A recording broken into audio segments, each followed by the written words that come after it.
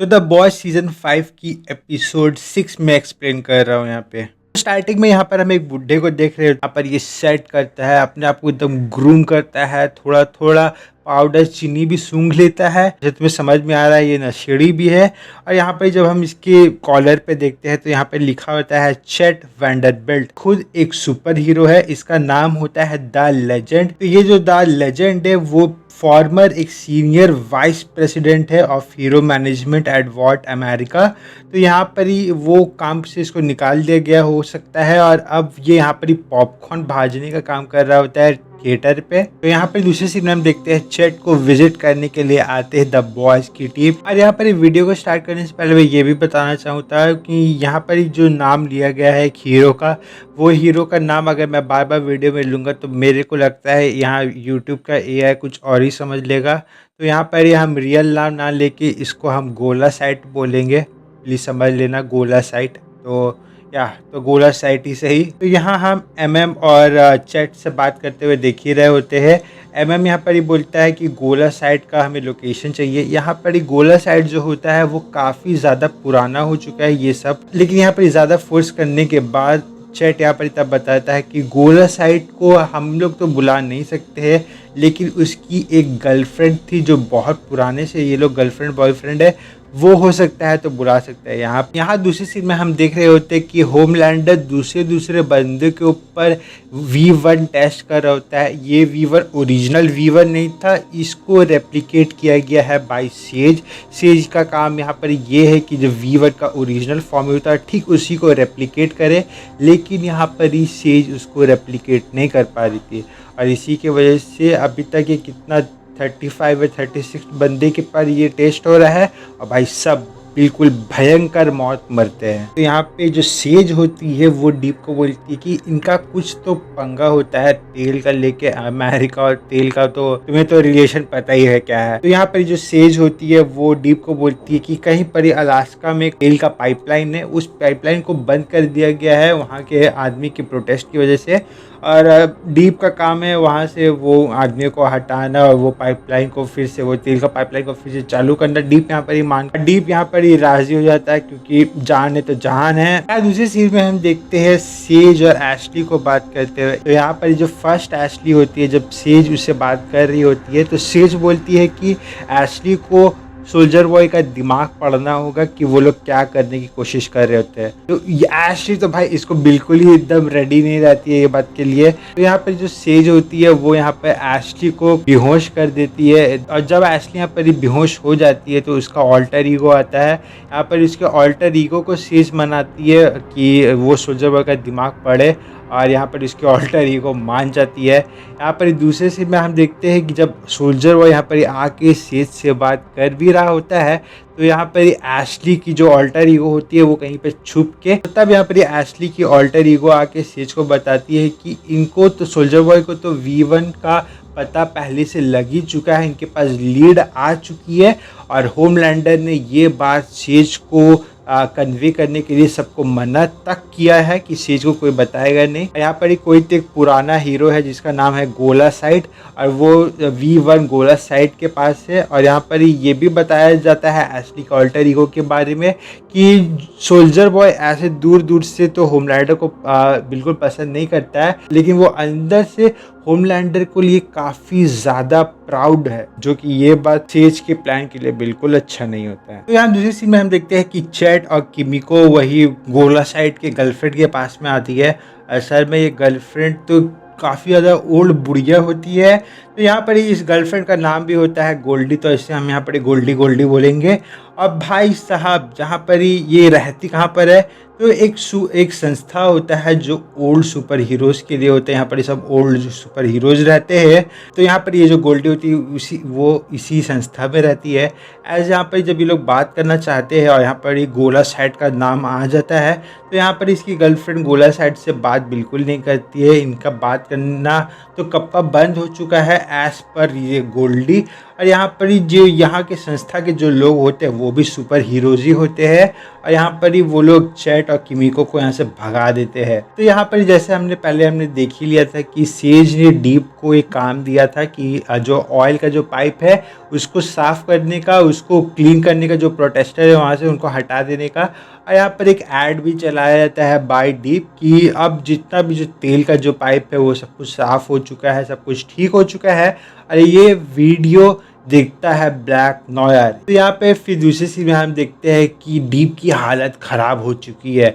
जो जिस पाइपलाइन को वो बचाना चाह रहा था वो पाइपलाइन फट जाता है, और यहाँ पर पूरा क्रूड ऑयल पूरा ओशन में बहा जाता है, जिसकी वजह से जितने भी मरीन लाइफ होती है वो सब ख़त्म हो जाती है। यहाँ पर ही वो दूसरे मच्छी जो इसके दोस्त होते हैं उसको बचाने की कोशिश करता है, लेकिन यहाँ पर ही जो सब मछली लाइफ होती है वो सब मर जाते हैं। तकरीबन 1.4 बिलियन लाइफ, मरीन लाइफ यहाँ पर ही ख़त्म हो जाती है।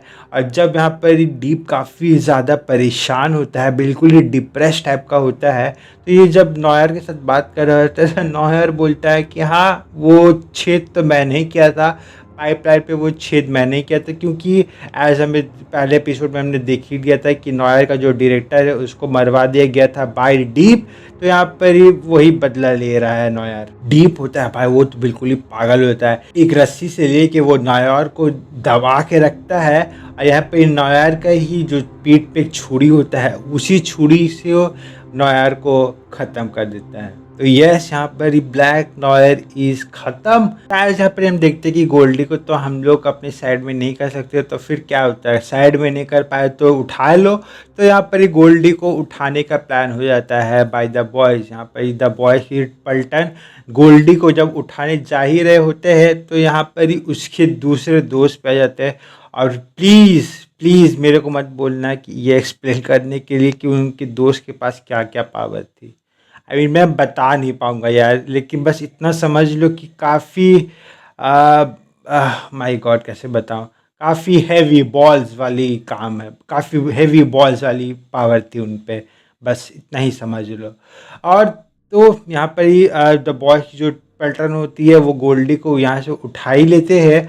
और दूसरी सीन में फिर हम देखते हैं कि सोल्जर बॉय और होमलैंडर यहाँ पर ही जैसे न तैसे द बॉयज़ की अड्डे में आ जाते हैं, जहाँ पर ही इनका हाइड आउट होता है।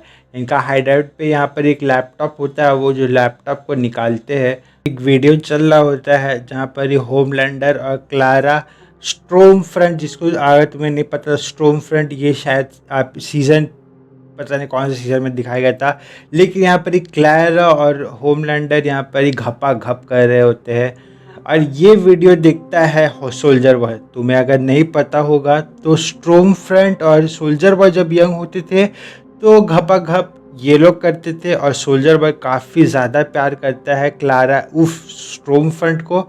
और यहाँ पर ही तुम्हारे प्यार को किसी और के साथ घपा घप, तुम्हारे बेटे के साथ घपा घप, can you imagine how weird this is. तो यहाँ पर ये लोग यही बात के लिए झगड़ा कर रहे होते हैं। तो यहाँ पर होमलैंड समझ जाता है कि ये प्लान ऐसे बीच में फुट डालने का प्लान तो सिर्फ और सिर्फ सेज का ही हो सकता है। यहाँ पर ही सेज का कवर तो ब्लोन हो चुका है। तो यहाँ दूसरी सीन में हम देखते हैं द बॉयज़ की, जहाँ पर ही पलटन होती है वहाँ पर सेज आ जाती है। यहाँ पर ही सेज उनको हेल्प करने की दाव देती है। पहले तो यहाँ पर कोई भी रेडी बिल्कुल नहीं होता है, क्योंकि सेज का मदद लेना मतलब भाई आग में अपना खुद का हाथ डालना। लेकिन फिर भी बिली यहाँ पर मान जाता है सेज का हेल्प लेने के लिए। यहाँ पे गोल्डी और किमी को बात कर रहे होते हैं। तो यहाँ पर यही बात होती है कि एज V1 एक अमरता का सबूत है, अमर तुम्हें बना देगा, तो गोल्डी ये क्यों नहीं ले रही है। तो गोल्डी यहाँ पर ही बोलती है कि हमेशा जीना एक तरीका का कर्ज है। और तब यहाँ पर किमी को समझती है, क्योंकि एज किमी को यहाँ पर अगर V1 ले भी ले, यहाँ पर स्टारलाइट अगर V1 ले भी लेती है, तो यहाँ पर ही जो ह्यूई और फ्रेंची है वो तो नॉर्मल इंसान है। खैर ह्यूई भी अब हीरो बन ही चुका है, लेकिन फ्रेंची एक नॉर्मल इंसान है। यहाँ पे किमिको जो हमेशा के लिए जीते रहेगी, लेकिन फ्रेंची जो है वो कभी ना कभी एज होके मर ज़रूर जाएगा। और यहाँ पर किमी को हमेशा के लिए जीना नहीं चाहती है बिना फ्रेंची के। तो इसीलिए यहाँ पे किमी को भी अपना एक आइडिया फॉर्मुलेट कर ही लेती है कि वो भी V1 नहीं लेगी। पहले तो यहाँ पर फ्रेंची काफ़ी ज़्यादा दुखी होता है, लेकिन फ्रेंची फिर समझ जाता है ये बात। यार दूसरी सीन में हम देखते हैं कि जब यहाँ पर ही जो चैट होता है वो यहाँ पर ही अपना नॉर्मल पॉपकॉर्न का बिजनेस कर रहा होता है, तो यहाँ पर ही होमलैंड आ जाता है। यहाँ पर ही सबसे पहले तो चैट का जो दोस्त होता है उसका खोपड़ी में लेज़र मार के ये उसको ख़त्म कर देता है, विच इज़ काइंड ऑफ गोर।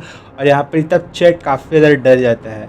चैट यहाँ पर होमलैंडर चैट से पूछ ही रहा होता है कि V1 कहाँ पर ही है, और यहाँ पे चैट उसका लोकेशन बता भी देता है कि गोला साइड के पास है। और गोला साइड को हमें ढूंढने के लिए द बॉय की जो पल्टन है वो गोला साइड की गर्लफ्रेंड गोल्डी की हेल्प ले रहे हैं। और यहाँ पर जब ये सब बात चल ही रहा होता है तो जो चैट होता है वो समझ जाता है कि होमलैंडर इसको ज़िंदा तो नहीं छोड़ेगा। तो चैट अपना जितना भी डर होता है वो सब कुछ ड्रॉप करके यहाँ पर ही मतलब विजडम का ज्ञान पेलना स्टार्ट कर देता है होमलैंडर पे। और होमलैंडर को यकीन पहला बार होता है कि कोई इंसान उसको पहला बार मिला है जो डरता बिल्कुल भी नहीं है उससे। ये चीज़ देख के होमलैंडर को सरप्राइज़ कर देता है और यहाँ पर ही होमलैंडर उसको चाने देता है। तो आज हमें पता चल ही चुका है कि जो गोला साइड की जो गर्लफ्रेंड होती है वो तो द बॉयज़ ने उठा लिया है। तो जहाँ पर ही गोल्डी को रखा जाता है वहाँ पर ही गोला साइड आ जाता है। यहाँ पर ही गोला साइड एक्चुअली में काफ़ी ज़्यादा यंग लगता है क्योंकि इसने V1 लेके रखा हुआ है अपने पे। यहाँ पर यही बात होती है द बॉयज़ से कि बूचर बोलता है कि वो V1 हमें दे दो, हम उसको डिस्ट्रॉय कर देंगे। और यही बात जब सब कुछ हो रहा होता है कि यहाँ पे सोल्जर बॉय आ जाता है और यही मेन प्लान होता है सेज का। यहाँ पर सोल्जर बॉय निपट लेगा गोला साइड से और V1 डिस्ट्रॉय कर देगा। लेकिन यहाँ पे जब V1 और गोला साइड लड़ ही रहे होते हैं, काफ़ी ज़्यादा घमासान युद्ध होती है।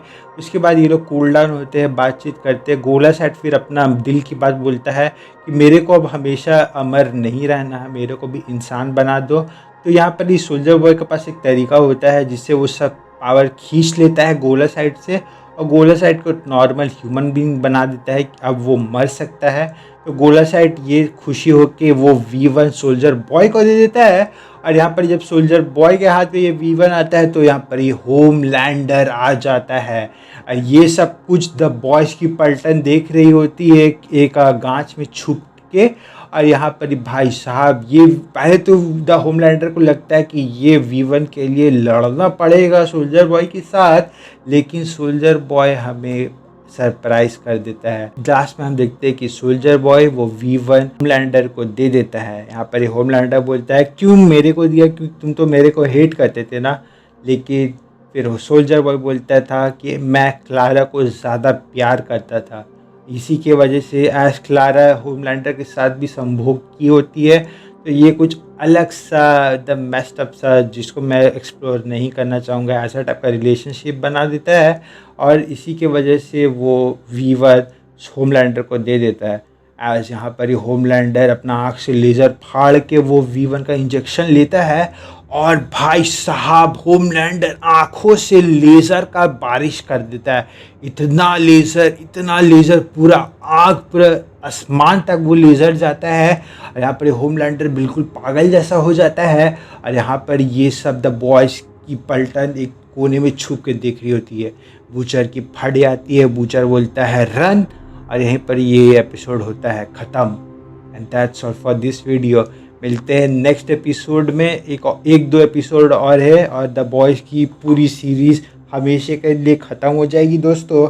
एंड या that's all for this video. मिलते हैं नेक्स्ट वीडियो में। Till then good bye.